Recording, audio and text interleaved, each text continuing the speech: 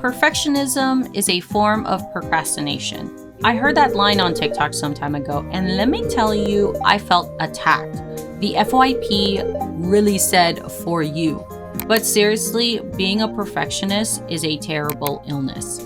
Nothing is ever good enough. That illustration, trash. That video idea, not viral enough.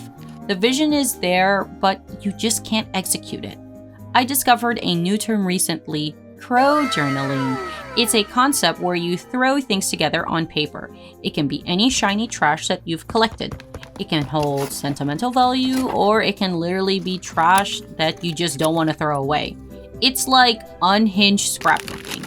And honestly, that sounds so freeing because I have an unhealthy habit where I buy, and I mean so many journals that I just never use. Journals are very precious. They're too beautiful to use. I find myself researching the perfect journal template or the perfect calendar layout, and it's just so silly. So I'm going to try crow journaling, and I'm going to give myself permission to make something without thought. I want to make more art with less brain cells. Too often, I find myself restless at 3 a.m. thinking about all the art projects that I'm working on. And I mean, literally right now, I'm working on a new bandana design for my small shop, Pog Pals. I overthink, I labor over the details, and I wish I could just draw without thinking. So, in an attempt to make more head-empty dog brain art, I'm gonna just throw myself at an empty canvas. I actually really like how this new bandana design is turning out.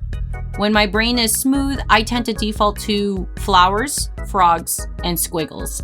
And you know what? That's okay. Who doesn't love flowers and frogs? I think the part that worries me is that as an artist, I want to always better myself compared to the previous year. And sometimes I find myself quantifying better, as in more thought-provoking art that opens up deep philosophical conversations. Well, doodling squiggly flowers doesn't really open up thought-provoking conversations. Most of my art is already silly and thoughtless, so I don't know why I beat myself up for it. But for me, doing this unhinged scrapbook exercise was fantastic. I don't feel the need for an art piece to have a deep meaning or stunning composition and a color palette. Also, it's an activity that's tactile, which is a refreshing change from illustrating and video editing, which are all entirely on screens. Perfectionism cripples productivity. Your brain is just too smart. It tricks yourself into thinking if you never start a task, well, then you technically never failed that task, which means you never start. So strive for good enough rather than perfect. More often, what truly counts is completion and progress. This skill has taken me years to unlearn, so just do it. Just make something, and who cares if it's not perfect?